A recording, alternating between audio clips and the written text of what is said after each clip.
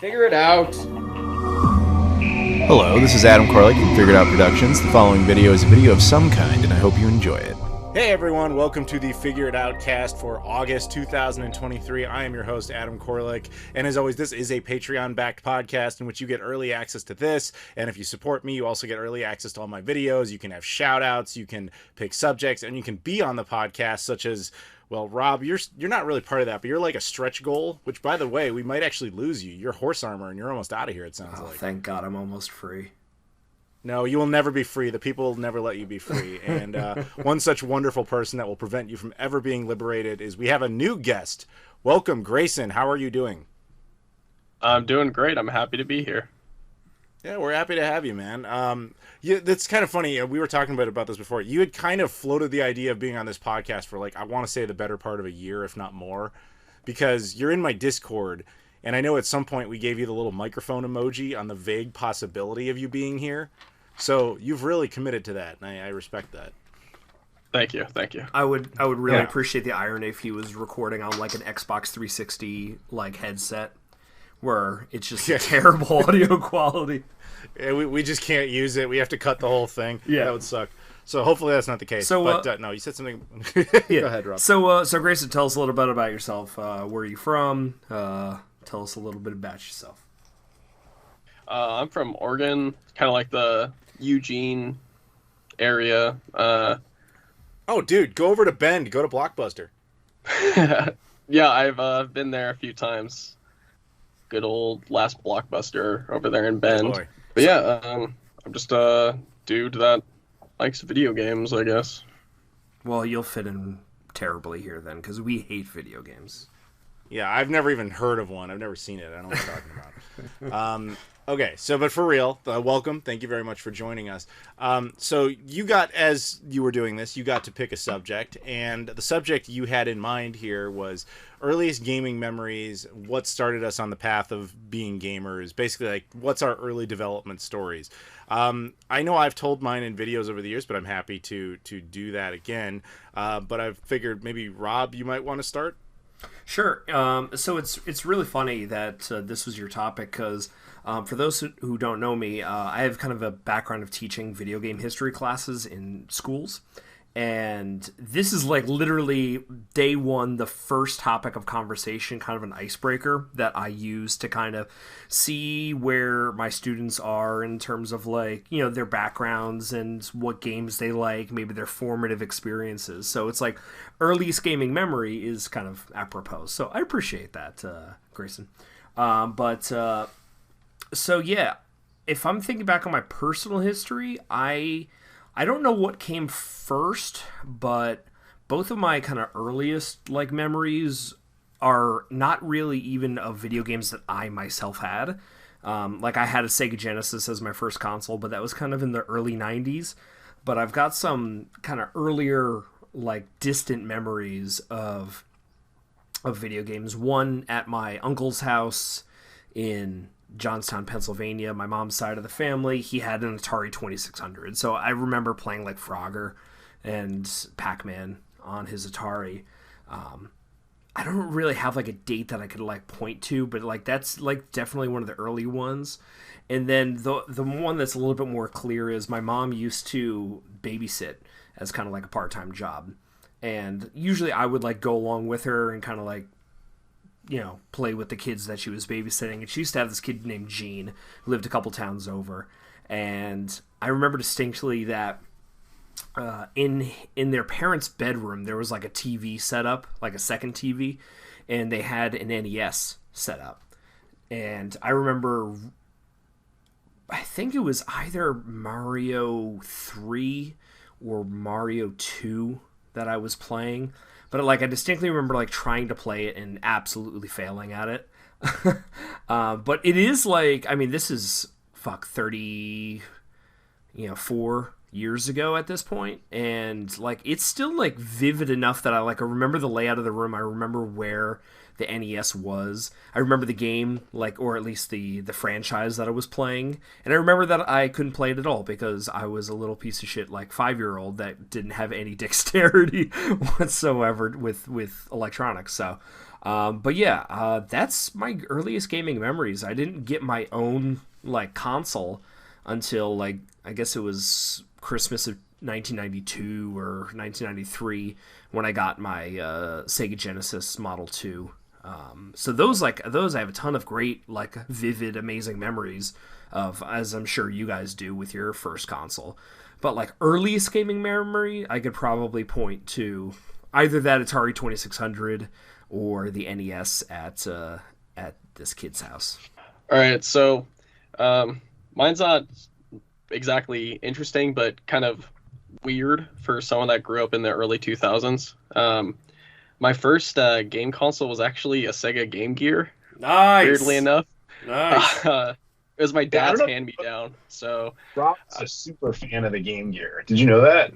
I did not know that, actually. Oh, hey, now Rob loves you. He's going to make out with you. Just wait for it. Well, good, because I love the Game Gear, too. But I would play Sonic Triple Trouble and Sonic 2 on there. I think there was like an X-Men game on there. I used to play a Spider-Man game for sure. But yeah, that's all I played for a while. Would take it, to trips and stuff, even though it would die really quickly. But we had like that car charger where you could put it into the cigarette lighter or whatever to play it on the road. But eventually I ended up getting an original Xbox, and like my friends had GameCubes and PS2s and stuff like that I played on as well. And I had this weird memory that's like kind of fuzzy but vague, that I used to go to Hollywood Video all the time to rent games and stuff. Yeah, there's a reference. Yeah, like it's funny. I didn't have a Blockbuster. I had like a Hollywood Video. There weren't a Blockbusters by me, so it's like I totally get that. The irony of him living near the last Blockbuster too. Yeah, there was a Blockbuster nearby, but I think Hollywood Video usually was cheaper, I think. But I remember there was like a PS2 display, an original Xbox display, and a GameCube display, and then like what stuck with me for the longest time, I remember there being this weird orange swirly logo kind of in the corner of a display that kept getting smaller and smaller with every year that we'd go or whatever to Hollywood. And it just kept sticking with me. It's kind of how I came across Adam's channel. Is it was like, wait a fucking second, that's the logo I saw. I think it was Adam's Dreamcast keyboard review, I think is what it was. So I have to ask Grayson, like, as the Game Gear was like your first system, like when you brought that to like school, were you like the hot shit on the playground? Because like I remember like having a Game Gear or even a Sega Nomad as a kid, and like all the kids were playing on their like shitty green and black Game Boys. And I'm like, oh, full color bitches, backlight screen. Like, I was like the hot shit on the fucking blacktop. Were you kind of the same? Yeah, people thought it was really cool, mostly because it was weird and different. Because, like, there maybe was a couple people that had, like, a Game Boy Color or whatever. But some people still were only having, like, their parents or their older siblings' Game Boy. That was still original Game Boy, still in black and white. So people thought it was cool, and I could play Sonic on it. So that was kind of the bragging right I had. So, based on your story, I'm assuming you're in, like, your mid-20s? 25, yeah. Yep, okay, nailed it. Yeah, based on the timeline of events. For 6th gen stuff to be his, like, oh, what's that? Like, oh, fuck, man. That's a different, yeah. So we're very old compared to you. But no, that's very cool. Too bad you didn't, the Nuon Master Race, you didn't join that. We all, but that's okay. Yeah, what a shame. Yeah, it's all right. It's all right. It wasn't for everybody. You have to be chosen by the Nuon. But no, it's very cool. So then you got into the Dreamcast to a certain extent. And I'm sorry if that's partially my fault. Is that basically where that goes? Yep. Yeah, because I was like, that symbol stuck in my head for a while, and I was like, what the hell was that? And like, I knew about the you. Genesis. Everybody knew about the Genesis, Yeah, it's interesting though, because you're right. Hollywood Video was actually renting Dreamcast stuff. People forget Blockbuster kind of boycotted the Dreamcast for like its first year almost. Then they kind of got behind it like 6 months before it went under. So Blockbuster didn't have a whole lot to do with the Dreamcast. But yeah, Hollywood Video was behind it the whole time. I mean, that's where a lot of Dreamcast kiosks came from.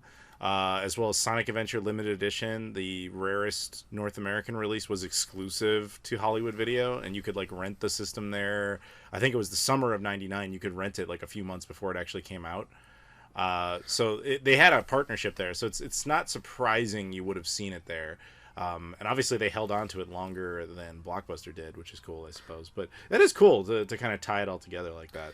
It is funny because, like, thinking back on how I got my copy of Sonic Adventure Limited Edition, I got it from a manager of a Hollywood Video that also sold me a Dreamcast kiosk.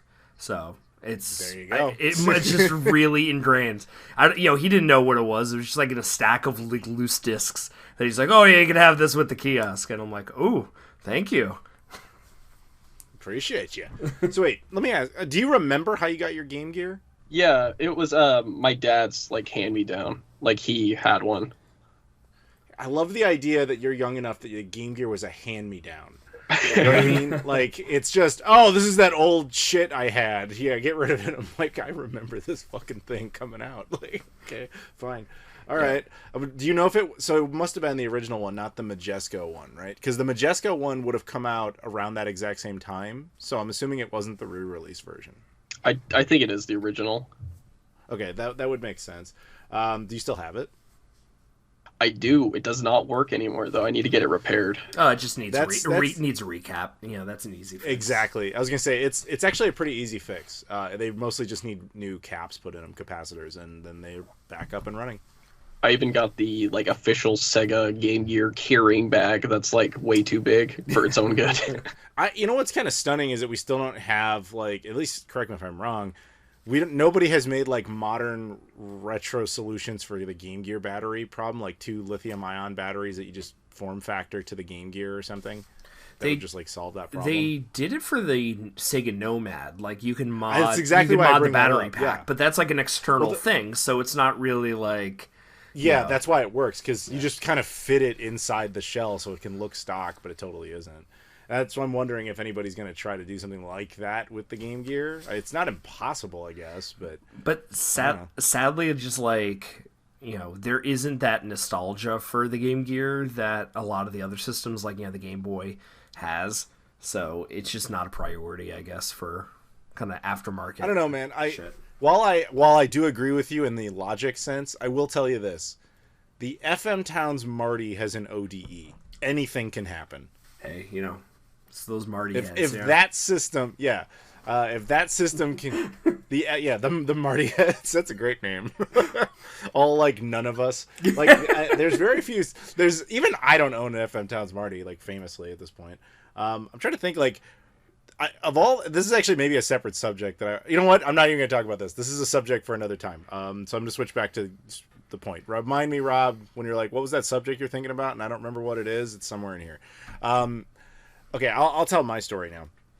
So, the earliest memory I have of anything video game related it had to have been either very late 1989 or more likely 1990. And I was born in late 86. So we're talking like I was like 2 or 3-ish. So I don't have a whole lot of memory of this.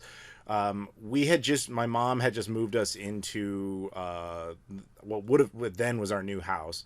And I remember going down to the basement of that house, and my cousins were over, and a few of them, and they had just gotten an NES. And they set it up in the basement at my house because our house was the biggest one. It had the most space and it had the biggest TV. So they wanted to play it on that. And so all I remember is going downstairs, and I didn't really understand what I was seeing, but in hindsight, I know what I saw was Paperboy. They were playing Paperboy. And I was not allowed to touch the controller or play. I just kind of sitting there like looking at colors, basically, is all the extent to what I could do. That was my first gaming memory, and amusingly and fittingly, years later, and we're talking like 2015 years later, my cousin who owned that NES ended up giving it to me along with all the games he had, including that copy of Paperboy. So I actually have the NES, the first one I ever saw used. I still have that, even though it was not mine originally. But a couple of years later, I guess it would have had to have been December of 92. No, sorry, November of 92. It was like Thanksgiving. We went to a different cousin's house, and they were playing Super Mario World on the SNES. They had just gotten the SNES. And I'm sitting there, and I got to play the very first level of Super Mario World. That was the first time I ever played a video game in my entire life. Now, at that point, I was like 5, maybe 6. My dexterity, as you said, is not good. I'm like running straight into the first, Goomba and just dying immediately every time. Not any good at it. Getting frustrated, but wanting to do more with this. And so I remember after that starting to bug my mom about, like, I want a video game machine, and realizing, my cousins had this, and then my other cousins had a Sega Genesis, and they got to play that. And then some of my friends have started having Sega Genesis, this, that, and the other. And she wouldn't get me anything. Summer of 93, she ends up giving me her old Atari 2600. Because I guess she had actually bought one in the very early 80s, just kind of around the time of the crash, and was just like, whatever, this is fun for a few minutes. And she just decided to give that to me. And with the logic of like, oh, they're all the same.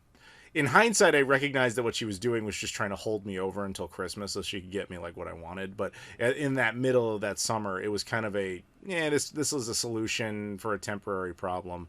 And I ended up loving that thing. That thing I got to play. I loved Space Invaders. I loved Combat. I did not like Pac-Man or E.T., which she did have both of those. And whatever. But I actually had some fun with that machine. But it was hard to really kind of keep a conversation with people, especially in school age when you're talking about that. But I do remember that Christmas, 93, is when I got a Sega Genesis Model 2. And there was this picture of me as a child holding it right on Christmas Day, like right out of the box, along with the controller.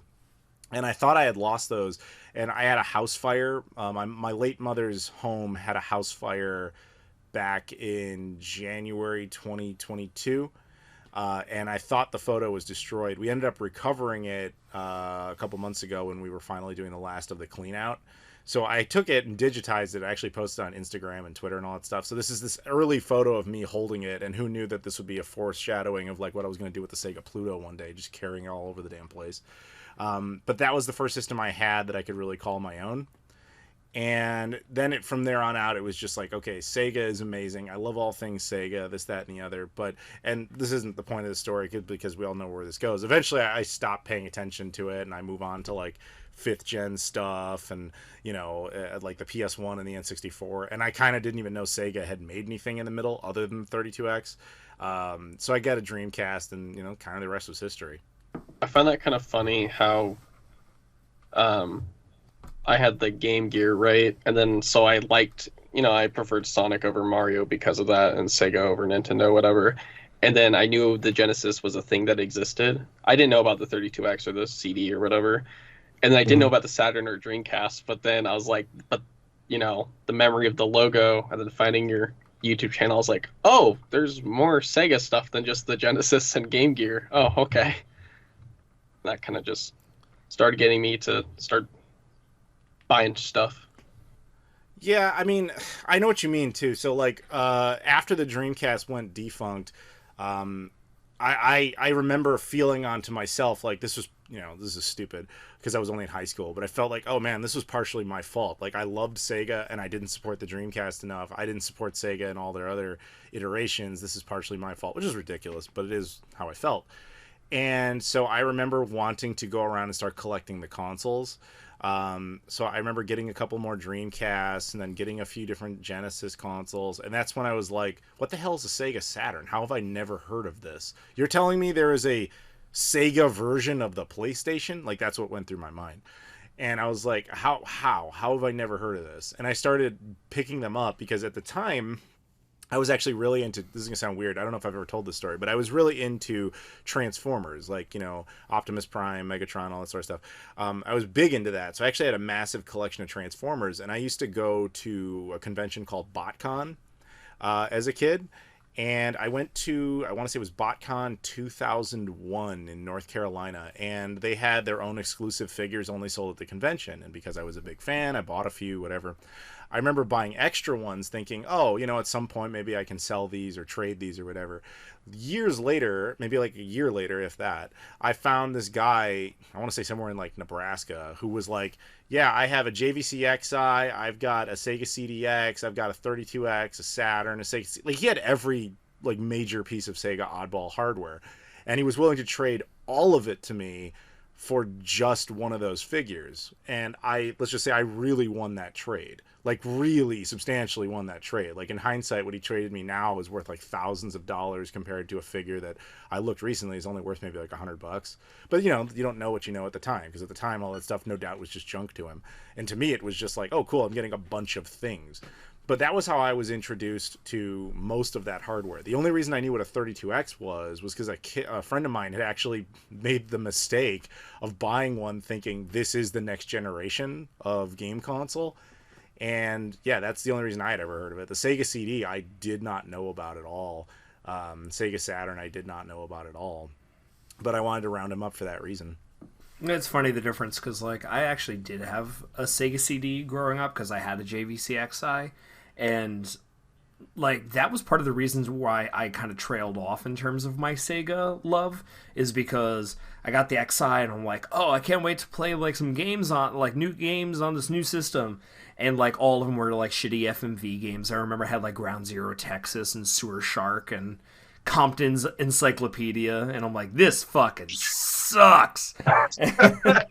And so, like, I even remember, like, the Saturn, like, I going out to, like, Toys R Us and, like, seeing Saturn games, and I'm like, oh, I can't wait to play, oh, no, this isn't even for the fucking Sega CD, it's for this fucking Saturn thing. So, yeah, that's why I didn't get a Dreamcast, is because I'm like, oh, they got rid of, like, the Sega CD, there's no games for that, I didn't get a Saturn, I'm like, oh, what the fuck, But the ironic thing is, like, later I gained a big appreciation for all three of those systems, and even like through your channel, coincidentally, like learned about shit like the Master System and the fucking SG-1000 and stuff like that. So it's all about like uncovering stuff in your own like weird way. Yeah. Thanks to Adam, I own a Pioneer Laser Active now because I watched his video on it. Adam, you fucking asshole. Look what you did to this poor boy. You know what's funny is that's one of the systems the guy included in the trade, along with like 100 laser discs. No way. No, I'm being completely serious. This guy who I traded this like Transformer stuff for, he just had tons of Sega hardware he didn't care about. And at the time, everyone, my mother literally at the time, everybody was saying like, this is a stupid trade. Like, why are you doing this? But it turns out I was totally in the right. You made me think of something, Rob, when you were talking about the store and like finding games for it. After I got the Saturn from this guy, I only had the handful of games that came with it. I think he had like Tomb Raider and a couple others. And it's like you couldn't find Saturn games at all. It was like totally impossible, as you know, especially at this point because it's now like 2001. So you still can't find Saturn games in America. Yeah, like 2001, 2002. Well, no, what I mean is like you would have had a shot in like 97, but like 2002, where am I supposed to go? I do remember one time driving. I had to go up to Wisconsin for some reason from Chicago, and along the way we stopped at like a Toys R Us, some random Toys R Us somewhere, and they had like copies of. I can't remember the name of the game. So it's like Robotica or something like that. Robotica, yeah. Is that the name of it? Yes, it is. And I remember they had sealed copies of that for $3. And I was like, all right, there's a game. I don't even $3. Who cares? Let's do it. I got that. And I remember finding one randomly, a sealed copy of Maximum Force for the Saturn at a GameStop for like $3. And I was like, okay, great. But like, that's how impossible it was to try and find Saturn stuff. Once I kind of got into the eBay phase, I decided to pick up some of the more interesting ones that I had wanted. Things I felt I would enjoy that I had missed, like Sonic Jam. I picked that up. I remember paying like a whopping like $50 at the time, thinking like, oh my God, like how could you spend this much money on a game? Now, of course, that's a ridiculously good deal. But that was all in that high school era. We could talk Saturn collecting later, but basically I know what you mean. Like this, when you get into a system like that, that's kind of obscure, you just kind of grasp at anything you can kind of try and find for it. And, I actually kind of find that to be fun, to try and scrounge together games for systems that you just picked up, even though they're old, because you're like, where the hell do I find games for this type of thing? Yeah. That could be a subject in of itself. Yeah, absolutely. Although, coincidentally, I think my copy of Robotica is sealed too. Like, I think that game's only like $20-$30 sealed still. Well, I think that they mass-produced the hell out of that one. Yeah. And just really it underperformed. So, because there was a bunch of Saturn games I think they mass-produced that just didn't sell worth crap. Because, like, I mean, this is not early childhood stuff. But actually, I did a video on this channel, shit, man, 10 years ago. It was in 2013. I got a message from this guy in Michigan. He's like, hey, man, have you ever been down to Fort Wayne, Indiana? And I was like, not in a long time. He's like, there's a store there called Mega Replay. And he sent me photos. He's like, they have this insane selection of cheap Sega Saturn games. And I was like, what? So I did a video on this. You can find this on my channel. Like 10 years ago, I drove out to this store and I literally picked up every single Sega Saturn game they had that I didn't already have. Because like their most expensive ones were like $7. And they were all brand new old stock. Like clearly somebody traded them all in and they just had to unseal them and just put them on the shelf as just used. And they had like, you know, every buy 5 get 6 free. So I walked away with like 80 games for the Saturn. It was ridiculous. That's the good old days. Yeah, it really was. And it wasn't, what's scary is like, oh, it wasn't that long ago. Yeah, dude, it was a decade ago. Ugh. Back when Grayson was only 2 years old. Yeah. Yeah, really, dude. All right. Well, any other thoughts on this, Grayson? Anything else you want to tell us about yourself or the development of how we ruined your lives as a game collector? Sure, I can bring up something that's pretty interesting as far as that goes. Are any of you familiar with the Arcadia 2001? Yeah. Okay, are you familiar with it? Are you familiar with the fact that it has like a gajillion clones of it all across Europe and stuff? I got a German clone of it called the Telefever off of eBay from a German seller. Now that's a name of a console right there. It's weird because it was like made and marketed by like a German coffee company that made this 8-bit console. It's probably one of my favorites because I never had heard about it. I randomly came across it on accident. Actually, when I was looking for an Arcadia, but I'm never gonna play it. It just sits there. So I guess that's an example of how. Yeah, I'm looking at that Telefever right now. That shit looks like the fucking space shuttle, right? Like, it has such a cool design. It's like, really it cool. does. I like it more than the normal Arcadia. Right? I was like, what is that? That looks cool. And then I like looked it up and it's like, oh, it has a tiny Wikipedia page. So I kind of read it up on it. I was like, I've never seen this before. I've never heard anyone mention it before. I'm buying it. It's only $100. Why not? I wonder, I mean, I don't know the details of it. Was it West German or East German at the time? East Germany would have made sense. West German. Yeah. Are you sure? Because East Germany would be the ones doing a bunch of weird clones. Because they were Soviet. I don't know. Google Wikipedia says West Germany. So, I mean, I believe it. I'm not saying it's wrong. I'm just like I'm just trying to understand the history because most of the clone consoles that came out, at least in that era, came out because of they wanted to get into like frankly Soviet or Soviet allied countries and they couldn't because the Japanese and the Americans wouldn't do it. So they were like, oh, we'll just reverse engineer it and sell our own version. Like the infamous Russian Guts Super Nintendo that only came out in Cuba. You know, stuff like that. Yeah. I'm surprised you haven't picked up a Arcadia yet, Adam, because it's, you know, since it was licensed by Bandai in Japan, it's technically like the weird stepfather of your favorite console, the Palladium. The Pippin? No. Well, and the Palladium. Yeah, the Pippin Master Race. Yeah, I don't know. Fine, I'll find one. God, higher priority on FM Towns Marty, man. Well, you've been looking for that for fucking ever. You can't even find one. I've actually found both of them. It's a matter of like, when I find it, am I willing to pay what's being asked of it? And the answer is typically no. Yeah.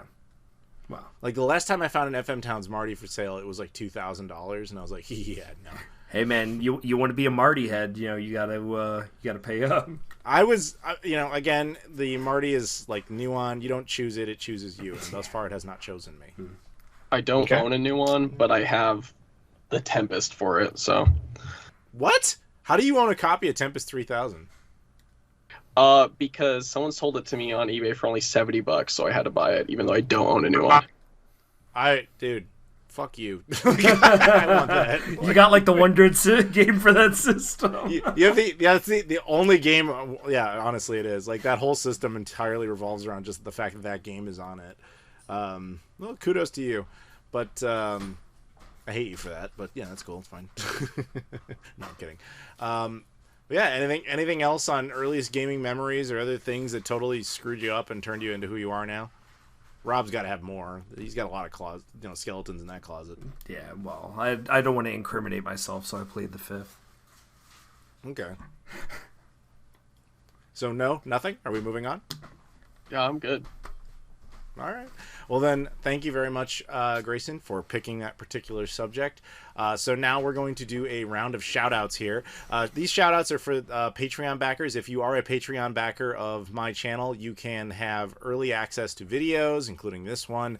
You can get shout-outs in videos. You can pick subjects, or you can be on the podcast. And, of course, you're just supporting the channel, keeping me around, keeping Rob on the podcast as well. So thank you very much to the following people. We got Tim Inman, Luis Bonilla, Loke, Michael Kelly, and Trey Wagner. Once again, that is Tim Inman, Luis Bonilla, Loke, Michael Kelly, and Trey Wagner. Thank you all so much for your support. And we're back. Welcome to the episode. We've now got Joseph returning. Welcome back, dude. How you doing? I'm doing pretty good. Thanks for having me back on. Always. As always, because you are a backer, you get to pick a subject, and in the traditional Joseph fashion, you decided not to have one, which is totally cool with us, because then we have a couple of other subjects from other backers, and now we can all talk about it. That sound good? Yep, that definitely sounds good. Sorry, I've been in a Pikmin 4 black hole this past month and a half. So you're just seeing the light for the first time this month? That's cool. That's fine, because we got a couple of subjects from Chuck Shaw and Spencer Puryear. So we'll start off with Chuck's subject. He basically asked me, I was at, so he runs Mo GameCon in St. Louis, which I was just a guest at. And people ask us, questions. I actually did a panel with Boogie, 2988. And he thought my name was Dave, which was amusing. But anyway, we did a panel together, and so people are asking us questions, live Q&A. And the question that Chuck really liked that someone asked was, if you could play a game again for the first time, what would it be?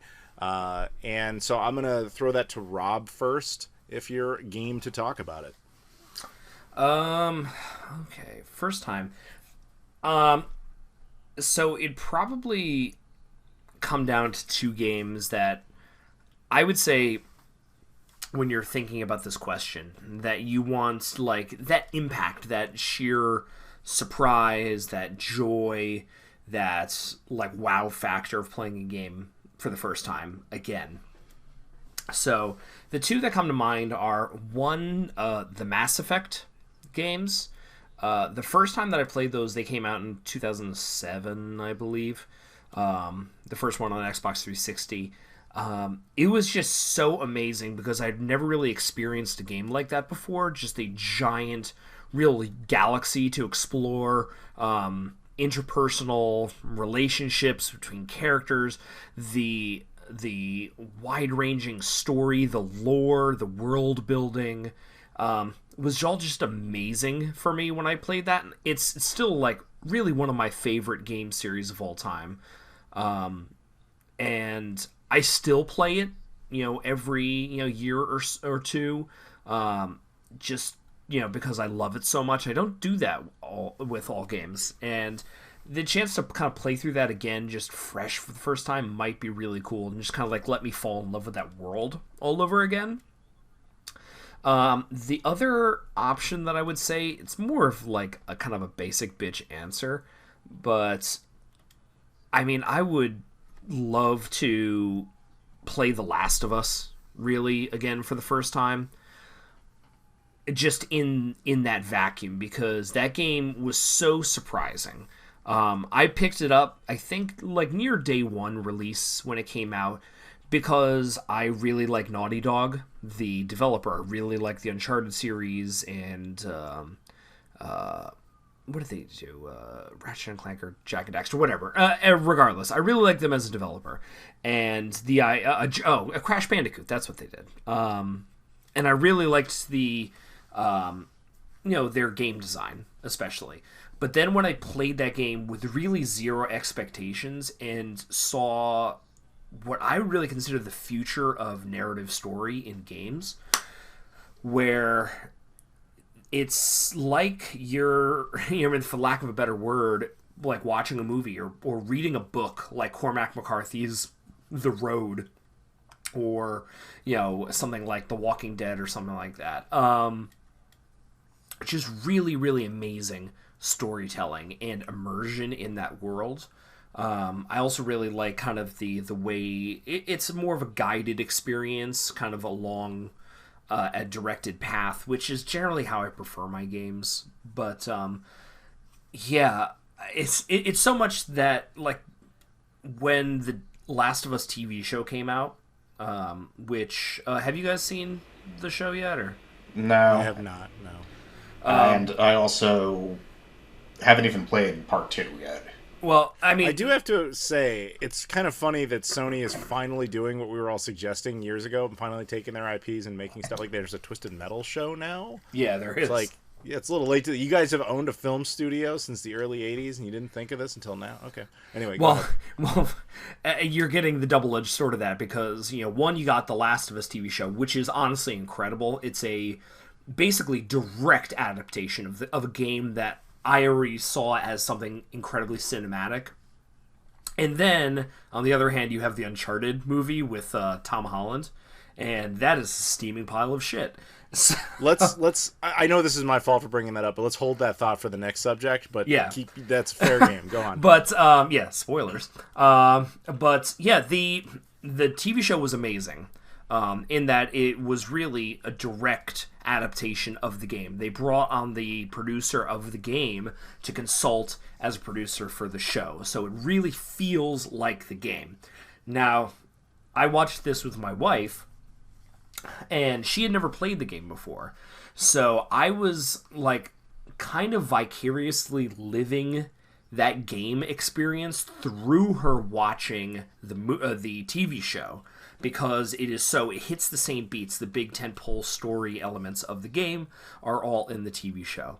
And just kind of watching her reactions was kind of me living vicariously through her. And that's, in a weird way, is kind of like playing that game again for the first time, is seeing somebody else really, really enjoy that story that is so integral to that game. Yeah, so I gotta go either kind of Uncharted or... I'm sorry, Uncharted. Last of Us or the Mass Effect games. That's probably what my answer is. All right. Joseph, how about you? Well, honestly, this is a bit of a hard question for me to even really think about. I thought when you told me to prepare, I was like, yeah, cool, I could definitely do that. And then I kind of sat around with a blank for a while, because most of the games that I really love and I play a ton of, especially lately, aren't exactly the type of games that you ever want to be replaying, for the first time. You don't want to play Civ 6 again for the first time. You don't want to play Stellaris again for the first time.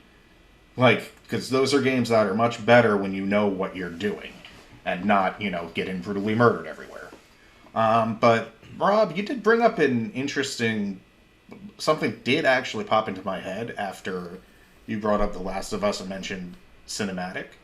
I think my actual, real answer for this, but besides, the obvious one that anyone would really say, yes, I would love to play Breath of the Wild again with no idea of what's going on. But yeah. Besides that, I might actually...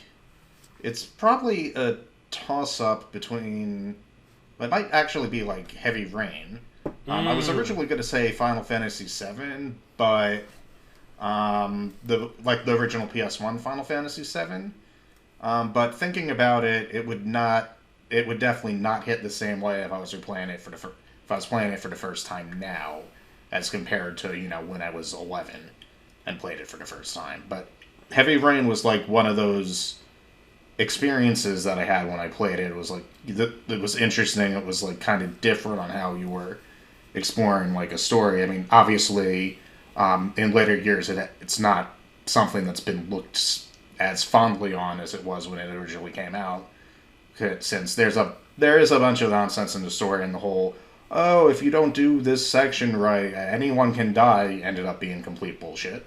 Sorry for people who wanted to not be spoiled about Heavy Rain, but it's been 15 to 20 years now? When did that come out? No, not 20. 2010? 2011, okay. somewhere around there? Okay, so yeah, it's been 12 13. years-ish. Yeah. But still, playing through that was an interesting experience, and I was like, yeah, okay, cool. This is definitely it was definitely not the same thing where it's oh, there's a thing going on, I'll go kill a bajillion guys and stuff like that, which was not really, which I know stuff like that existed, there's always been point and click adventure games and stuff, but it was the first one of that I played that was acted to, and people were mentioning in it that they were explicitly trying to make it as a story, and it's not not necessarily how The Last of Us did it, where you said it was basically a cinematic thing, trying to be an actual movie, but while still being a game. Yeah, there were still movie plots in there, but you were it basically was just something that I remember really enjoying when I first played it, and I haven't actually played it since, and I haven't played any of the new stuff. I mean, I've heard a bunch of things about more recent David Cage games, but that's probably the one only one I could think of that I would be going back to, and I could still feel it sort of hitting the same way it kind of did. Maybe not exactly, because obviously I've heard about a bunch of other stuff like that since then, but... Yeah, I mean, that's viewing The Last of Us or Heavy Rain is really looking at it as a story, as a twist ending, as something that, it's seeing Star Wars Empire Strikes Back for the first time and finding out that Luke's father is Darth Vader. It's... Spoilers! Spoilers. So, yeah, it's that surprise. It's that, living in the moment idea. Because I think there's really two ways of going about, this question. It's one is the story, experiencing that story again. And then the other, which neither of us really touched on, would be, experiencing a style of gameplay for the first time. Playing Mario 64 or something like that for the first time. Your first 3D platform or your first-person shooter or something. But story is always what really resonates with me in a game, so I absolutely see Heavy Rain, because that's it's a mystery, it's a whodunit kind of thing. Yeah, so exactly. And that one spoiler that I brought up earlier. I mean, I didn't specify who, but not actually knowing that, oh right, character X and character Y have to live to the end of the story. Yeah. For the big end game climax thing. Honestly, it's the same thing with Until Dawn. It's just that one, I don't think they explicitly mentioned that anyone could die specifically. The Heavy Rain was marketed that any of the characters you control, if you screw up, they can die. I don't know if Until Dawn had the same type of deal, but their story also had the same restrictions. A couple of characters had to live until at least the end. Yeah, but there is definitely the good ending and the bad ending of of course, of Until Dawn, especially. Yeah, and I love those games too. I really like the that developer doing all the Dark Pictures anthology and The Quarry and all that stuff. I really need to play more of those. I've got them all. I really like them. Yeah, I only played of theirs. I've only played Until Dawn, and I played that with a group of friends at a Halloween party. And they're dumb as rocks, but they're super fun. Oh yeah, but they're not trying to be anything more smart. So, Adam, what do you got? I was just letting you guys finish. So my approach to this is kind of interesting because, or at least I think it is. I don't know if I've ever said this out loud, but I would argue the majority of the games I like, I don't initially like. There's a threshold point when I'm playing a game where I'm I've gone from, okay, I'm giving this a shot, where I'm not too into it, to okay, I'm on board. And it has to cross a certain point. Most of the games that I pick up and play that I actually enjoy, right away, don't have a whole lot of staying power. They're just kind of something you kind of enjoy for a few minutes, like something arcadey, like a Metal Slug. Like anybody can jump into Metal Slug and have fun for a few minutes, but you don't really typically commit to it as like a major experience. So a lot of people would look at me and be like, okay, so the obvious answer for you is going to be, oh, it's Shenmue. No, actually, if you know me on record, the first time I played Shenmue, I thought it was awful. It actually took me like 4 years before I got back around to trying it again. So there's very few games that I pick up and play right away that actually affect me in a positive thing, where I'm totally on board with it, and I can eventually go back and revisit it, and it's more than like a simple arcadey type of experience. So with that understanding, my answer is actually Sonic Adventure 1 for the Dreamcast specifically. Okay. And my reasoning is, this is partially nostalgic, and let's keep it real about that, but the first time I ever played that was the Sega Dreamcast like generator demo that existed in kiosks at things like Hollywood Video, which I know, Rob, we had talked about earlier, as well as places like Toys R Us and all that. And you could play like the first level, Emerald Island or whatever it is, Emerald Coast, I think it is. And I remember playing that and just being like, this is Sonic now? Because like the last thing I remember Sonic being was, Sonic 3 on the Genesis. Like that's a huge jump, because especially he didn't have a true 32X game. He didn't have one at all. He didn't have like a real Sega Saturn game, which I wouldn't have known about anyway. And so it was just the technological leap there for the character was unreal. The gameplay was extraordinarily fun. And it truly, to me, screamed next generation. Like, if you're coming off the PS1 and the N64, there's no way. There's no way they could have done anything like that. And I remember just being blown away by it, having an absolute blast with it, and being completely stoked to play it. And then when I actually, owned it and could play it, I thought, wow, this is fun. You get to do these traditional kind of Sonic levels that are super fast and adventurous, but you have this like free roaming element to it where you can go out, and there's almost a mystery element to it where you have to kind of figure out where you're supposed to go next. It's like almost like an action adventure game in that sense. And then there's even a storyline going on, and then you realize like there's a converging storyline where you have all 6 of these characters, and all of them kind of overlay their stories on each other, and each one fills in little bits of the storyline. And then you realize this story is actually pretty fascinating, for the time anyway. And then you get that whole supersonic ending that you unlock after you've beaten all the other characters, so it's got like true resolution to it. And I just remember thinking, like, this is an amazing video game, and truly set the Dreamcast off on the right foot as far as like having this big iconic Sonic game. And I have obviously played that game many times since, but it's one of those games where I know it so well, I'm now bored by it. Because like when I play it, I'm like, yeah, I know there's nothing left for me in it. Nothing I haven't done. I've even gotten all the emblems. Like, I have found everything. I have done everything. There's nothing left for me there. So if I could re-experience that fresh, that's the game I would choose. So, yeah, so, I mean, that's a really good choice. I find it interesting that, like, you take a while to kind of warm up to games.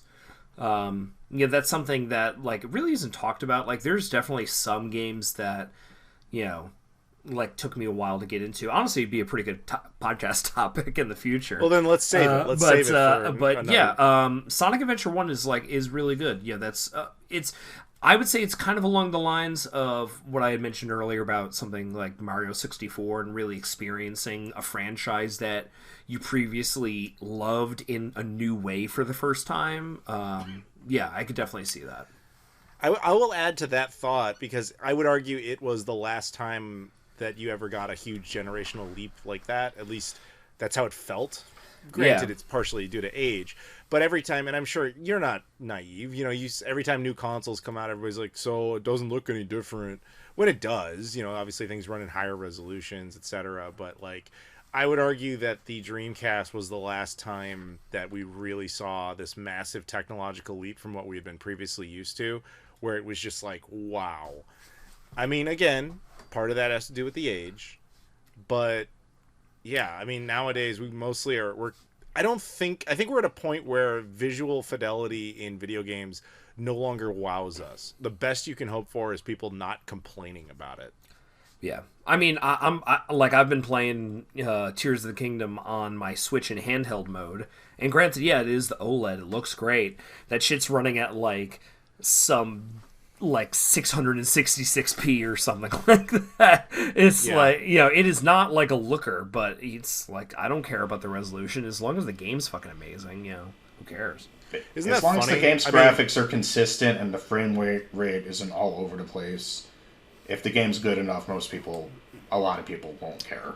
Especially if you're playing it on a system that is underpowered compared to everything else. Mm-hmm. Correct. And just a funny observation here, Rob. I mean, so Breath of the Wild and Tears of the Kingdom are probably running around like 600 something p. I mean, granted, this is a very out of context stat, but Sonic Adventure in 1999, well, even 1998, the Japanese release, was running in 480p. Yep. So it wasn't that far behind, at least on that one metric, which is kind of hilarious if you think about it. But granted, it's very out of context. I know. Funny, I don't think Sonic Adventure chugs in terms of frame rate either. It does not. It runs at a cool 60 FPS. Shout out to Chuck Shaw again for picking that. Thank you very much. And moving on to Spencer Puryear, who decided to come up with the following subject, which is kind of what we were talking about briefly there. He said, do you think Nintendo should continue to be allowing movies to be made because of the success of the Super Mario Brothers movie? And if so, which one? So I think the obvious answer is yes. I don't think there's anybody if we're here just going based off success, then obviously. Yeah, well, I don't think we're predicting... All right, let me reframe. I don't think he's predicting. He's asking, like, do you think they'll allow it? Like, it's obvious, hey, money. I like money. It's more like, do we feel like they should? And if so, which movies do we go with? Or which storylines do we go with? And I know we were talking a little bit about Sony Pictures there. So I kind of want to go all-encompassing in the video game movie genre with this, if you guys are on board. Sure. All right, so... We'll start with the obvious. I guess we'll just answer the question directly. Do you think Nintendo should allow more movies to be made of their IPs? Yeah. I mean, I haven't actually gotten around to seeing the Mario movie yet. I mean, Me neither. Had the time, but no, I've had the time. I haven't been able to pull myself away from other stuff. Yeah, you haven't had the desire to actually do it. No, it's fine. I haven't seen it either, to be honest. I've heard really good things, which is refreshing for a video game movie. Especially one made by the people who did the Minions movie. Yeah, okay, then there you go. I mean, so my answer to that would be I guarantee they're going to make a second Mario Brothers movie. I think it would be stunning if they didn't. Other IPs, I could see them, just going for the obvious low-hanging fruit. Zelda, kind of an obvious one. After that, you go into like, well, do you do Metroid? Do you do... who else? Donkey Kong, Kirby, Kirby. Really just look at the. Yeah, that kind of doesn't count, but I guess it kind of does. I don't know. But yeah, I know what you're saying. So but the thing you start running into is like which characters have IP viability for actual films. You're basically creating the comic book verse problem, where they start off with the heavy hitters and then they eventually kind of run out of ammo. So I could see, I've been saying this for years. Like, since I was in high school, I've been saying this, and I still maintain it. I've got videos that go very far back that say this. Video game movies eventually will have their time to shine, partially because comic book movies will have run their time. But also, the thing with video game movies is that the generation that has created the majority of them didn't grow up on video games, but that is no longer the case. So when you have a more affinity for the source material and you're also a competent storyteller, you're more likely to deliver something like the more modern day Super Mario Brothers movie. The question is what they do with corporate interference. Now, Rob, did you see the Super Mario Brothers movie? I did. Okay. I'm going to guess, keep in mind I have not seen it, but I'm going to guess that the movie does not feature a whole lot of ads for characters telling you to go buy a Nintendo Switch. Yeah, there's no real. I mean, the movie itself is an advertisement, but it does not feature. Yeah, you know what I'm saying. It does not feature advertising. There isn't a scene where characters have a Nintendo Switch. No. Right? Okay. Whereas, if we've seen the Gran Turismo movie or you've seen the trailer, you know right in there that the movie is a commercial for the game franchise. It's kind of the exact opposite philosophy. And with that in mind, I think that Nintendo will be a lot more successful, and they are successful in this, when they keep that out of it and they let filmmakers just use their IP. They obviously got burned by the Mario movie in the 90s, but at least they've come around to it and they've kind of made that balance strike. I think that they're going to get a few movies out of this, probably a few different characters. One of them will eventually bomb and they will stop. I guess as the only guy that actually saw the Mario movie, I enjoyed it. I really did. As a movie, it's like a 6 out of 10. As a Mario movie, it's like a 9 out of 10. It's like a perfect Mario movie. It's kind of dumb, but it's enjoyable. It's got some laughs, tons of references. Like, go there and kind of like really watch this movie because there's so much stuff kind of buried in it. Really enjoyed it, and as I think Joseph said, it's like this is the studio that did the Minions movies and Despicable Me, which are competent movies, but like kind of childish, in a negative way. I will say, yes, there will be movies, and I think there's going to be a sequel to the Mario movie. They definitely touched on a few things that could be lining them up for a sequel. They could also like give maybe a different character spotlight movie. Like I could totally see them doing a Toad movie or a Luigi movie or Donkey Kong movie. Absolutely. And yes, Illumination, the studio behind the Mario movie. Yeah, they absolutely will probably get first dibs on future movies because of the critical and commercial reception of this. However, I would not let them touch certain properties of Nintendo with like a 20-foot pole. I wouldn't let them anywhere near Zelda. I wouldn't let them anywhere near Metroid, because the way they make movies does not align with the tone, with the necessary and needed tone to correctly capture those franchises. Like I could really see them, I guess, to answer the question in the subject, what movies would I like them to work on, specifically if I'm looking at Illumination, that studio specifically. I could see them doing a Kirby movie would be fun. I could see them doing something like even a F-Zero movie and kind of making it fun, kind of like they did that Speed Racer movie a few years, probably over a decade ago now. Kind of like an animated racing movie, similar to Cars or whatever. But they might be able to do Splatoon.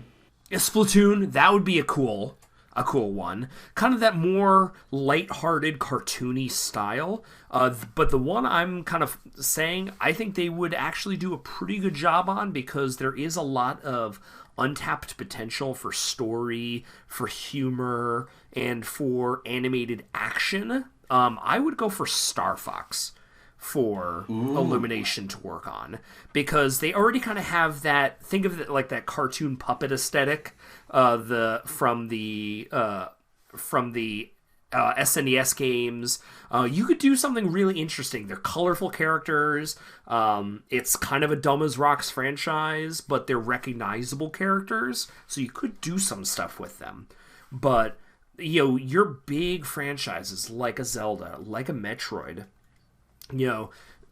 really the fan base looks at these things and their canon is like sacrosanct. They are untouchable. They are pure and wonderful. Don't fuck with it. Like I don't need like a Zelda. There's going to be a problem with Star Fox then. Yeah, well, yes. I mean, but it's but really like Metroid. Like, can you see like fart jokes and like kind of slapstick in a Metroid movie? No, it's a dark as fuck movie. Like, honestly, I don't franchise. even know how they'd be able to do a good how they'd be able to do a good Metroid movie, because really the only... unless if they're just doing a story in the Metroid universe starring Samus that isn't an adaptation of the games, I think the only options they have are Prime 3, which I haven't played, but I do know there's like actual characters there, or Other M, which please don't make a movie of that one. Yeah, I mean Metroid specifically, like, I mean, in a perfect world, like, you'd end up with something like fucking Aliens or something. It's like a very visceral kind of movie. Zelda, it's grandiose, it's big. Like, I don't see how they could really do, especially I think people would really balk at the cartoony like animation side of it, unless they did something like in the style of Wind Waker and do the cell shaded Link, or like a hyper realistic animated Zelda. But once again, like, I don't think Illumination is the studio to do that. And the thing that gives me hope is that people have kind of like forgotten about it over the past couple years, but Nintendo did have a very successful, commercially and critically, a video game movie in the past 5 years, and that was Detective Pikachu. And ironically, I think that would have been better suited through something like Illumination, but they did a really competent job at bringing it into a live-action world. I think that would be like a studio that I would be more confident on tackling Zelda or Metroid. Yes, definitely. Yeah. But for Illumination, my answer is going to be Star Fox. That's what I gotta go with. Okay. Well, the thing is, you're making a big assumption about being Illumination. That's not in the question, but because we have to dive into that for a second. First of all, again, you've seen it. Isn't Donkey Kong in it? Yes, he is. Okay, so film version of me, marketing me, says that if Nintendo's doing another movie anytime soon, it is either the Super Mario Brothers sequel or it is the Donkey Kong movie, just because they've been established within that. The question is, do they care about any sort of continuity of their characters? My guess would be if it works. I don't think they're doing the whole set up a cinematic universe thing, because I think that kind of fad is gone even now that Marvel has collapsed in on itself. So I would assume they're going to do kind of like what the Sonic movies are doing, which is just, let's just make sequels. We'll see where it goes. Since you've already established that Donkey Kong is part of that, if people like him enough, I could see that being the third movie. I would bet that the next one is a Super Mario Brothers 2 and then a Donkey Kong. I would not open up the door for other characters within that continuity. I do think a Zelda movie can function, and I agree with you, it's probably not Illumination, the one at the helm. You see where that goes. Didn't Zelda have some sort of Netflix series? Well, they'd been talking about that, but that thing had never come to fruition. Okay. So that's tells me that they're shopping that around for that possibility. They're just looking for the right fit. I kind of, as odd as it is, I kind of trust Nintendo to get this type of thing right because of how protective they are of their IPs. I don't think they're going to just start throwing movies out there, because that's not really their... That's not how Nintendo is. Precisely. I don't think they're going to do that. Which tells me that if I had to call it, if you're going to get another one, it's going to be Super Mario Brothers 2. I think we can all almost guarantee that. If that is successful and Donkey Kong is, in both, I could easily see him getting his own movie. After that, it's kind of an unknown.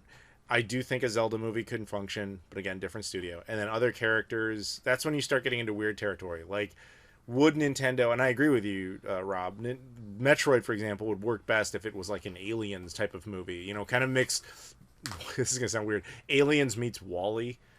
Like a character oh my god! Yeah, a character that's just like completely isolated, but has to fight aliens and stuff. That's the kind of movie I would want to see. But that Illumination is not the team for that. That team, no doubt, exists. But would Nintendo want it? I don't know. That's a decision they would have to make internally. We as fans can just kind of, hey, this would be cool, but that doesn't necessarily mean they would care. But when you look at the other video game companies, it is interesting. Sony, I give them credit. They're actually going whole hog now, finally, on video game movies. You mentioned Uncharted didn't do very well. Gran Turismo looks awful. They did do a Ratchet and Clank movie as well. Yeah, but didn't people not really like that? Yeah, I mean it's fine. It's not. It's just Weren't kinda- they also annoyed about the reboot game coming out at the same time too? Yeah. Although I it's thought like an ad for that game was fantastic though. I loved it, but Oh yeah, but fandoms are going to fandom. yes, of course. Yeah, to continue that point, obviously you've mentioned Last of Us, which is actually good. I haven't watched that Twisted Metal series. Have we heard anything good about that? I have not. Yeah, I was kind of surprised they did that, considering they haven't made a too. game for that series since 2012. It's been 11 years. Wow, it's But, only you know, been hey. that it's only been that short amount of time.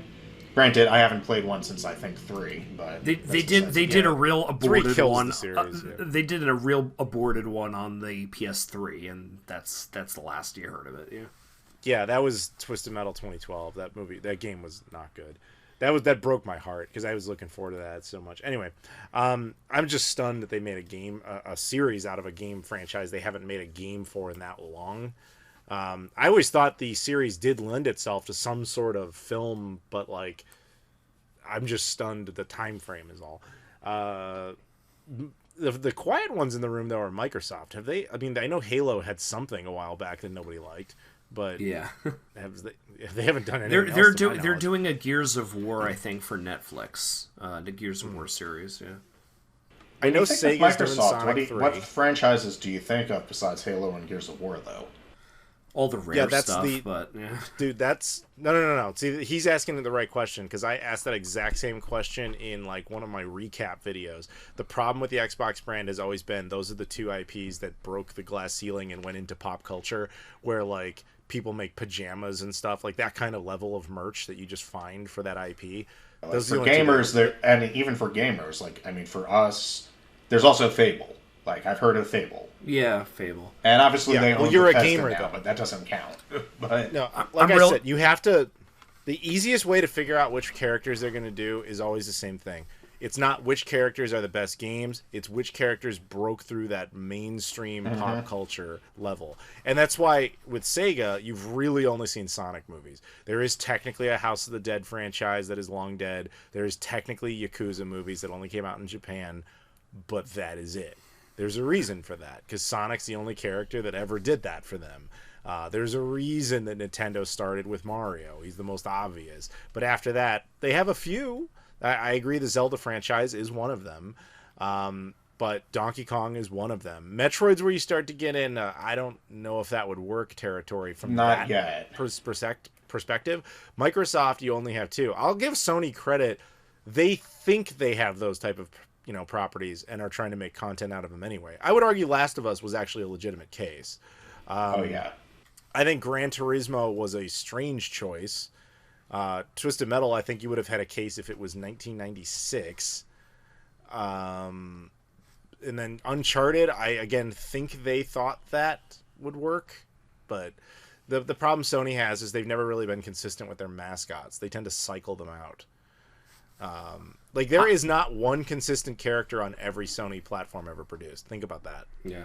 well, I'm that's what happens when your mascots are owned by third parties. Yeah. Precisely. I don't know. For Ironically, Xbox, I'm really pulling for a Blinks the Time Sweeper. Cinematic Yeah, he universe. deserves his time again. Yeah, Blinks the Time Sweeper universe. But yeah, as far as the whole idea of more video game movies, I do like that we exist in an era now where it's actually possible to get like good ones.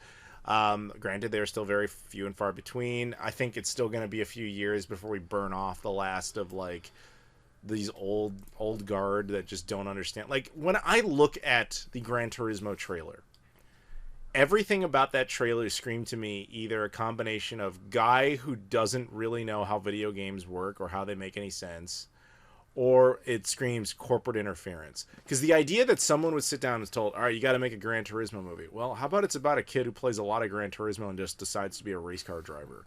Like, That'd be interesting. that's the movie. That's the movie. Like, Oh, really? that's Is that essentially- it? That's the movie. He plays I a didn't lot know of it Gran was about Turismo and then a decides kid to be a who race car becomes a driver. race car driver because he played Gran Turismo. I thought it was about a bunch of like Gran Turismo players like competing in some like esports tournament thing.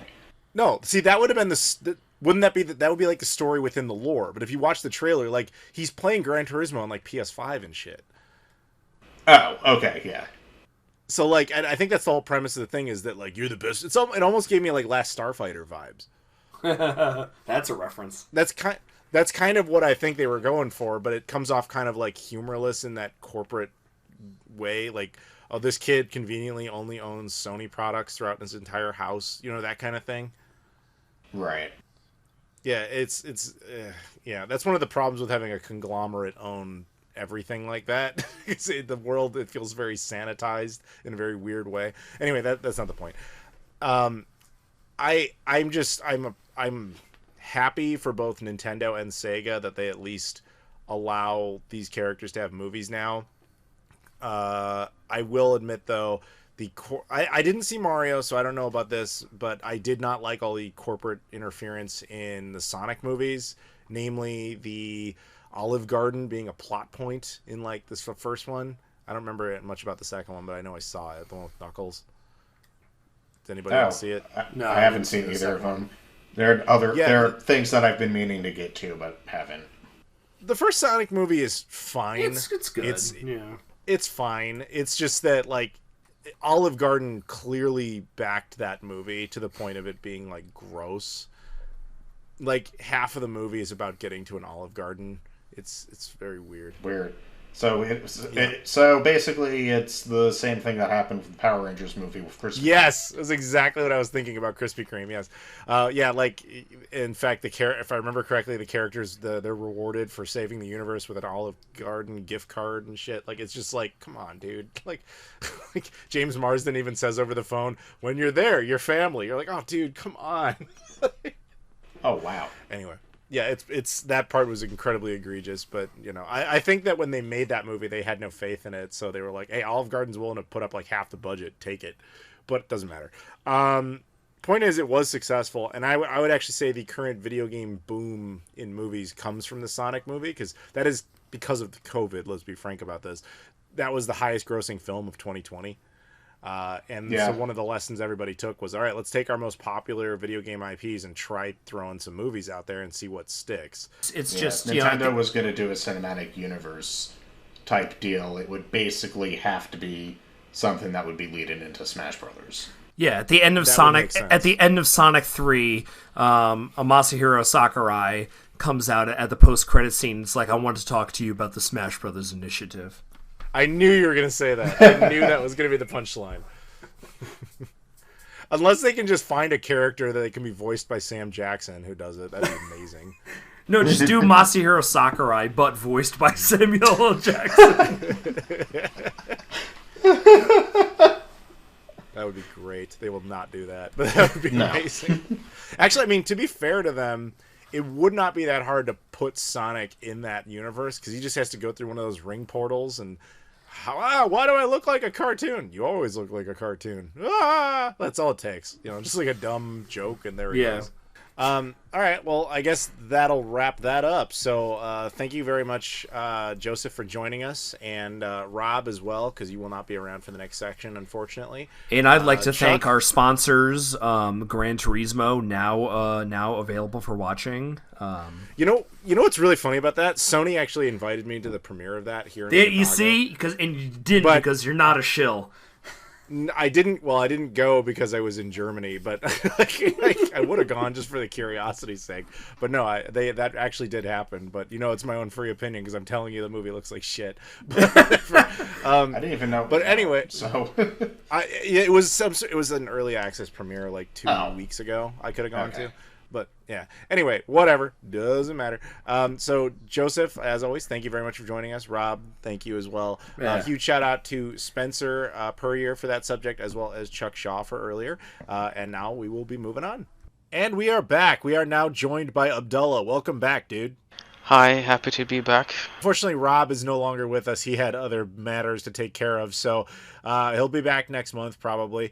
And so in the meantime, we're just going to kind of do another subject here. This one is just kind of, I thought we just had some fun today, Abdullah. I thought this would just be kind of fun. So you have the right to pick a subject, but you didn't really have anything either. So I kind of thought it'd be kind of fun to just be like, all right, you know what? Let's do something different. we're gonna talk about how those mini consoles that Nintendo and Sega and to a lesser extent Konami and even Sony have put out. Yeah, those they were a trend for a while. Yeah, they were very trendy, and I think the last one that got made to this point is still the Sega Genesis or Sega Mega Drive Mini 2, but we just thought it'd be kind of fun to entertain the following possibility. We're basically gonna, we're gonna play Fuck, Marry, Kill here, but with but with mini consoles. So if you could have a fantasy console, any console throughout history, you get to make a mini console out of it. It doesn't matter how logistically difficult it is. It doesn't matter how expensive it is. We want to know that one. We also want to know what is a realistic console. So like now you're an executive for a company. You have to make a product that people will actually want to buy and that could actually be done. Which system would you choose? And then finally, which system would you absolutely never want? You are, emperor of the universe, and you get to choose. I don't ever want this to exist. I don't care what people think. I am never allowing this to exist. There will never be a mini version of this by my decree. That's the parameters we've set up here. So before we do that, though, I do want to say that I asked Rob in advance what his 3 would be, but he gave me his 3 number 1 choices, so that's not really the same question, but I will say that he had, not surprisingly, he wanted the GameCube, his second choice was the Saturn, and then the third was the Game Boy, but that's not technically the same line of questioning. So let's just do ours. So let's start with the fantasy one. Which would be your fantasy? Okay, so it's very interesting you mentioned Rob's answer. I didn't know this. I did not know his answers, but my initial choice of a fantasy was going to be the GameCube, but at the same time I think it fits more with the second one. Really? Because I feel with the current technology it could be realistic. I don't agree, but I'm curious to hear your line of thought. The mini consoles came with predefined set of games in them, right? Yes. Yes, and so if that's the logic I'm going with, then yeah, the GameCube would definitely fit in number 2. But if I'm going to go all out and just say it's the first one, then I would put the GameCube under the condition that there's some sort of way you can have all the library in it. Remember, we don't have any restrictions regarding the publishers and all this.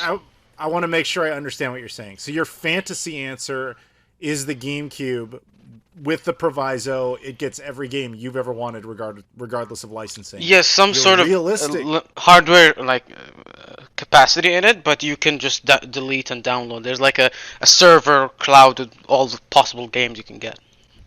It's a fantasy for all. If it's in that scenario, you could just put every game built right onto the board.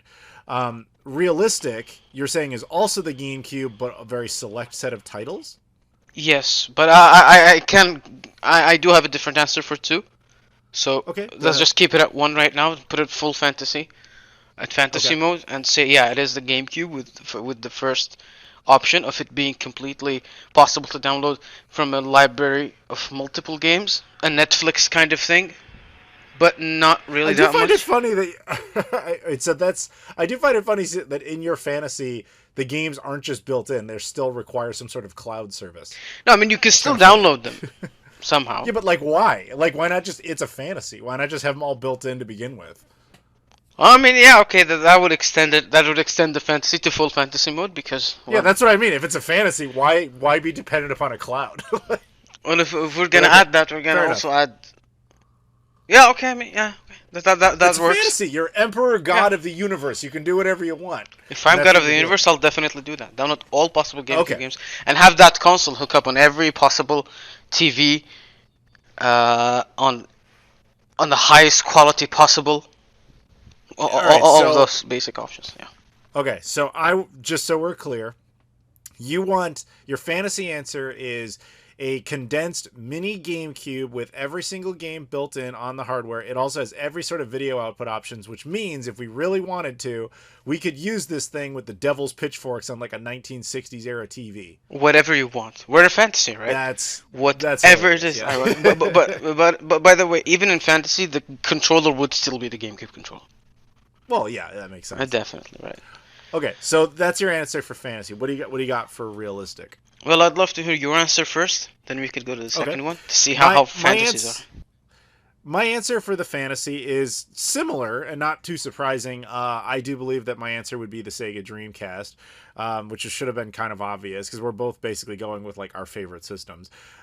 Fantasy, and I at the time this video, the podcast is out publicly. I've already got a video on this about why I don't think we're getting a Dreamcast Mini anytime soon. Maybe in like 10 years, but not necessarily soon. So I won't really elaborate on that too much here. But suffice it to say, it's not really technologically or financially viable to make one yet that is like high quality and affordable. You can only have high quality and unaffordable, or affordable and low quality. That's all you can really do at the moment. So as an emperor in this situation, I would want a Dreamcast one with, I would want it to not only have the obvious games that are the big hits that everybody remembers, but also some of the unreleased stuff, like putting Propeller Arena on it, things like that. Maybe even some other, prototypes and things that maybe Sega themselves is sitting on, a more complete version of Geist Force, all that sort of stuff. That would be my fantasy option.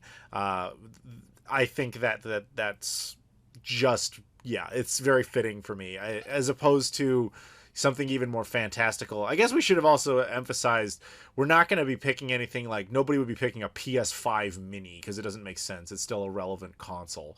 But with that context being understood, I think it's interesting that both you and I and Rob actually all picked a 6th gen console as our fantasy, which does kind of say something not only about our age, but about where that technological line is kind of drawn. Yes, somehow, and it also fits in its favorite everyone picked their favorite console in this because they want to go all out, right? Yeah. Right, that makes sense. Okay. All right, so let's go with realistic. Now, this is something, I just want to clarify this to everybody.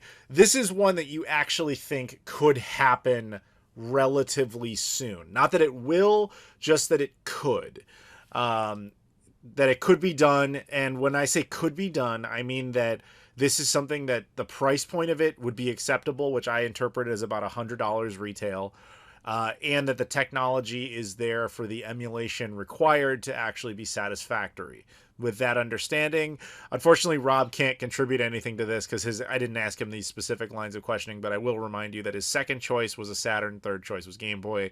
I don't think Saturn was realistic, so let's just give him Game Boy. Let's say Game Boy was his realistic answer. All right, go ahead. Yeah, Game Boy is realistic. So my answer to that is pretty common. I think there's been many rumors about it. It's the Nintendo 64. And I think it is realistic. It is. I mean, when you said about the technological line, I mean, this is 5th gen, so it's 5th gen console, right? So it's under. So I would probably love to see a Nintendo 64 Mini, but at the same time, I do know that when you speak realistically, you can also play a number of titles on the Switch, anyways. So that might be a point to see that this is not something possible somehow, but I would really love to see a Nintendo 64 Mini. I think it's at the position where the games can be, it's realistically achievable and would probably sell well. I'm guessing. So I'm actually in the exact same position. The realistic answer is also for me the Nintendo 64. I'll go one further than what you said. I agree with you completely. They are not going to do that for 2 reasons currently, both of which are tied together. One, the Switch is successful. We have to remember that the NES Classic and the SNES Classic were birthed out of the fact that the Wii U was a flop and Nintendo needed a product. That's the only reason those happened. With the Switch being successful, they have no real reason to care about this. Point number 1. Point number 2, as you just said very eloquently, the Nintendo Switch online service also supports N64 games, so they have no reason to cannibalize that service while they're selling it. So, and the one you didn't hit on, N64 emulation is still not perfect. It's getting a lot better. Obviously, I trust that Nintendo themselves could do it. I mean, they clearly can make it work on the Switch. So the question is, can you make it work on just kind of a single chip and bring it all the way down to a small little box? I would bet you they could.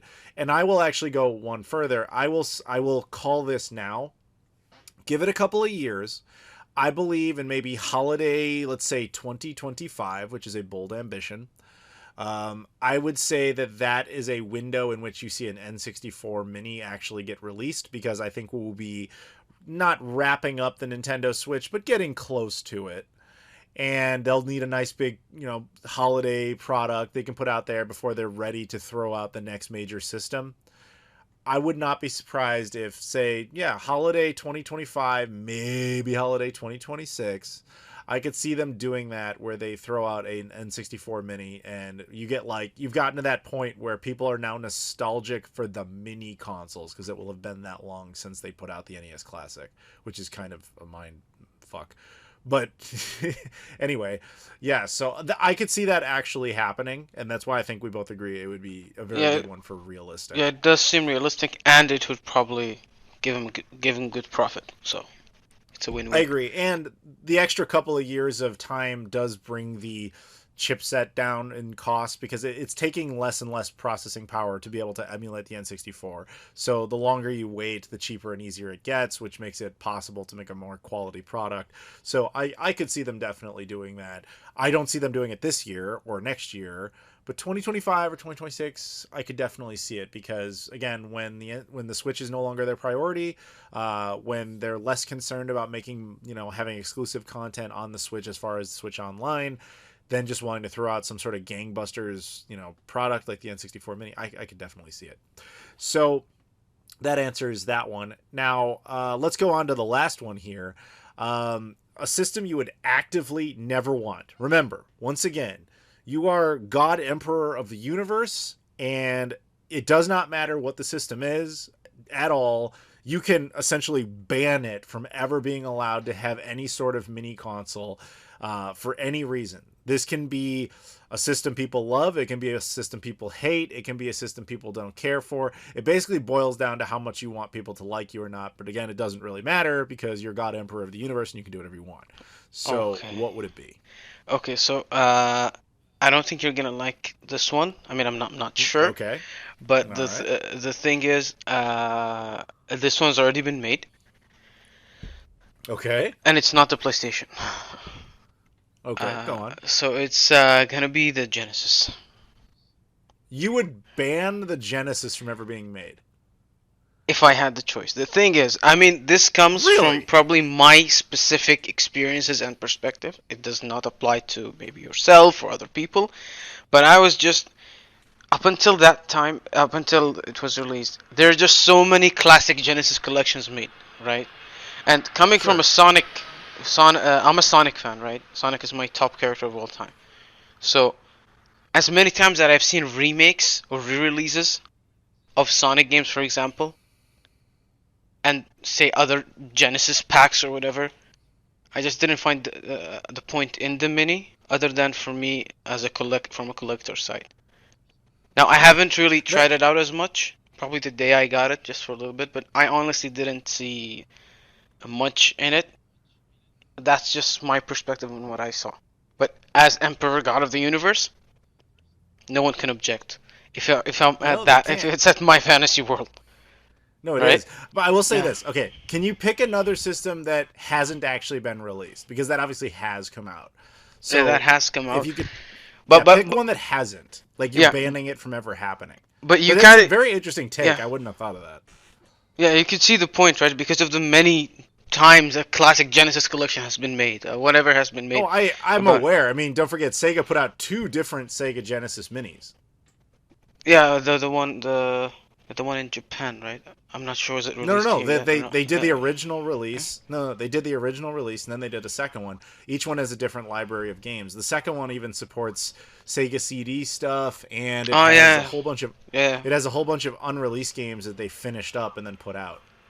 See, now that one is better. I'm strictly speaking about the first one. Okay. Or anything that includes the titles that were released on these many compilations or whatever you call them. But it's just a general overview of what I think. But let's get to the point. Yeah, pick one that hasn't been released. Oh, that's a tough one. Well, you take a minute and think about it. I'll do mine. How about that? Yeah. Okay. Mine would probably not be that shocking. The Nintendo Wii. I feel like society doesn't need to ever go through that again. Like, the only memory of, like, it's no secret. I think the Wii is, legitimately speaking, the worst major video game console in the history of the human race. Like, and when I say major, I mean ones that were considered successful. Like, I'm not going to legitimately sit here and argue that the Wii is a worse product than, say, the Casio Loopy, but the Loopy didn't affect society. The Wii drudged us through awfulness for like half a decade. It transformed the gaming culture in a very negative way. The impact of it was we basically told grandmothers and everything that it was like awesome to go out there and, you know, play those games and like ruin it for everybody else. And then we had to cater to these really terrible experiences. That sin transitioned to the Wii U, which is what killed it, because Nintendo spent an entire generation telling gamers, you don't matter, we care about what your grandmother thinks, which now they've made up for with the Switch and everything. But it you know, and then of course we all had to sit through the fad of motion controls, which to some extent is not even completely gone yet. Like, Sony still occasionally keeps trying to bring it back to a small, I mean, Nintendo barely does. And Microsoft finally saw the light and said, okay, this is stupid. Nobody likes this. People actively celebrated when we got rid of the Kinect. You know, I hate everything the Wii did. I just think it was a truly tragic thing that it did to the gaming industry. And I understand the counterpoint to that is like, oh, but it was innovative. It was new. They were trying something different. It's like, yes, I understand, but you failed so spectacularly at that goal. You've like ruined it permanently. Like, I don't ever want to try motion controls again for the rest of my life. Like, it's like when they make like a really bad film adaptation of a story that people really love, then people just never want to go back and see that, you know, ever told again because it was so destroyed. I truly do not think society ever needs to revisit the Nintendo Wii. Now, I realize a lot of people out there are not going to agree, and I don't really give a fuck, to be completely honest with you. I truly hate that system. I genuinely think it was an awful, awful machine that did so much damage to the video game industry and to greater society's perception of what video games even are. It truly was a loathsome machine that genuinely made the case that video games are for babies only and elderly people, and like, you know, it just not something to be taken seriously. And that really upsets me. And the sheer massive amount of shovelware and garbage on that platform, all in service of a shit-ass controller that barely works at all. Like, the majority people will always tell you, no, I love the Wii because you can crack it and you could put like emulators on. I'm like, you don't like what the system is. You like what hackers gave you. You're essentially like GameCube on steroids. You know, it's not that every game on the system is bad. I'm not making that case, but when your controller is that unusable and that utterly incompetent, it renders most games unplayable and unfun and a chore. I don't want to be thinking of this as a chore if I'm trying to enjoy a video game. And I'm just glad that the handful of games that the system produced that are worth a damn were actually somewhat liberated. Like, obviously, Mario Galaxy is now liberated from there. Skyward Sword, I believe, was liberated from there. Sadly, at least Mario Kart Wii could use a GameCube controller, because very few games actually could. But, you know, the very few of them were, you know, worth a damn and are still stuck there. But hopefully we free the rest of those. So, as God Emperor of the universe in this scenario, I ban permanently a Nintendo Wii Mini. Except for we did get a Wii Mini, but it was a totally different machine. Anyway, Okay, go ahead. I want to add to that because you mentioned a very interesting point, because I had a conversation with a friend a while back, and that friend is nowhere near knowledgeable in anything about video games. So they still call any video game an Atari or like a PlayStation. Wow, how old is this? Okay. How old is this guy? Okay, so the only system they knew was the Wii. When I told them, what about Nintendo, they said, the one with the Wii. So what you mentioned right now, I see it even over here.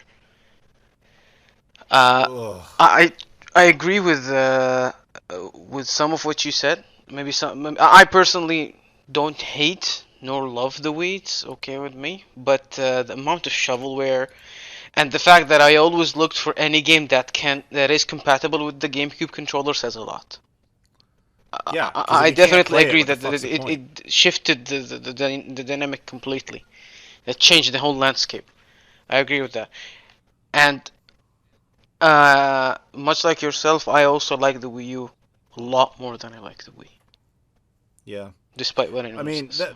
That's the thing. Again, the controller it's such a big deal because I will actually make the case, and I'll throw the Wii fanatics, if there's any of you listening at this point, a bone here. Like, it is not actually the worst controller in history. I would actually give that to the Atari 5200 controller, the one that was always broken right out of the box by default, is objectively a worse controller for exactly that reason.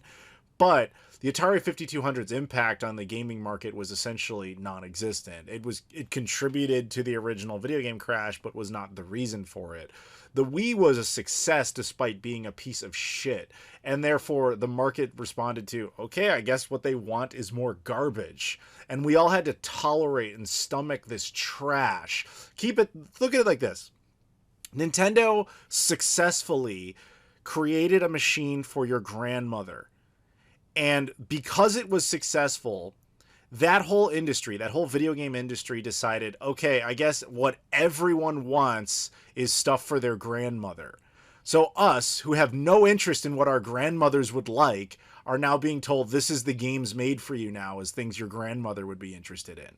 Do you understand what I'm saying? And we all had to go through that for years until it literally cost Nintendo an entire system, the Wii U, before they got out of that hole. It cost Microsoft God knows how much. I mean, you could make the case, and this is Microsoft's choice. I don't totally blame, Nintendo for this, but Microsoft clearly went down the path of the whole Kinect thing because of the Wii. And that was part of what killed the Xbox One right from the onset, in addition to all that DRM shit, if you remember that. But you can argue that system killed both of those. Sony, to their credit, at least kind of stayed away from it a little. They just did the Move thing where they were directly copying Nintendo, but at least they didn't require it for much of anything. Although, ironically, somewhat, they're still the ones the most interested in it because we still deal with VR, and I think they're still using those what are they called? The Move controllers are still technically part of that. Anyway, point is, it did a lot of damage to the game industry, and it's taken quite some time to recover. And for that reason, above all, I think that the Wii is history's worst major game system, and I would never, as God Emperor of the Universe, allow a Wii Mini to propagate and spawn its sin across this galaxy again. I would pick that, but I also have another pick. I thought of one. Go for it, man. So, I just tried thinking about it a little bit. Maybe the Xbox. Okay. You would actively not want an Xbox Mini. An Xbox original. Yeah, you would actively ban that? That's the only thing I could think about at the moment. The only reason I thought about it was because of the backwards compatibility associated with the system. Yeah, but why ban it out of that? I mean, you would think if you're God Emperor of the Universe and you can ban one, why not ban something you hate as opposed to something you just don't see the point of? Yeah, I mean, something I hate, a console I hate. Yeah, why not ban I don't know, the FM Towns Marty or something? Why ban something you just don't see? I mean, do you like the original Xbox? Oh, I love the original Xbox. But I could still play a good amount of games on the current consoles, which for me doesn't seem like there's a point in making a mini one, because you could just say, well, there's a good chance I could just play this on the modern one. I mean, I think that's a strange logic, and I don't really agree with it, but it's obviously your choice. You're God Emperor of the Universe. I didn't want to pick an odd console, because that would just be pretty obvious. That was my take on it. Like, if I say I don't want an Apple Pippin Mini, for example. Okay. All right, your answer is OG Xbox. It is funny, though. There was an article I read a couple of months ago. I guess at some point Microsoft had actually considered doing it, doing an Xbox original Mini and just shoving on all the backwards compatible titles. But then they opted not to because it would have cost more than the system did originally. And so they're like, the hell with it. We have backwards compatibility. Who cares? But that actually was going to be a thing, at least for a hot minute. Yeah, so that's my angle on it. The reason I wouldn't go and actively ban it, but that's how the question is structured. But in realistic sense, the only reason I see that wouldn't work is because of the backwards compatibility associated. If it wasn't there, definitely I would have never picked Xbox as a system that I wouldn't. Okay. Then let me ask you this: is there one you would actively ban? Again, God Emperor of the Universe, and you can deny this from ever existing out of hatred. Is there one? If not, that's fine. I'm just curious. A full ban hatred of a console? The closest thing I get to is a DS. But it all comes back to some sort of logical thing that, it had there's backwards compatibility. But as a hate, I don't see myself hating a specific console at the moment. So it's kind of tough to answer that question. It's a very specific one. And my answers are pretty generic, but that's the best I could come up with. No, that's fair. That's fine. I mean, not everybody's going to have a passionate reason for hating a video game console. It's a lot to actually care that much. I mean, what you said about the Wii honestly, shows that it takes a lot, right? It does. But at the same time, it's more interesting than, like, what's one you wouldn't buy? I don't know, a Jaguar Mini? I don't care. Like, if you don't care, it's not an interesting argument. But, okay, that makes sense. All right, well, I guess that'll do it. So I want to give, obviously, Abdullah, huge shout out to you here. Thank you again, as always, for joining me. Earlier, huge shout out to Rob, of course, to Spencer, to Chuck, to Joseph, obviously, for being on the show, Grayson for joining us, as well as Tim Inman, Luis Bonilla, Loke, Michael Kelly, and Trey Wagner. Once again, thank you to all of you, and everybody out there who's listening. As always, if you can join the Patreon, appreciate the support, get early access to this and all the other videos, keep the channel alive, keep it up and running, keep Rob on the show. He's almost out of here, unfortunately, I think, as far as the Patreon tier, which kind of sucks, but we'll see if we can keep him afloat there. But anyway, thank you guys as always for watching. Please like, comment, subscribe, and we'll see you all later.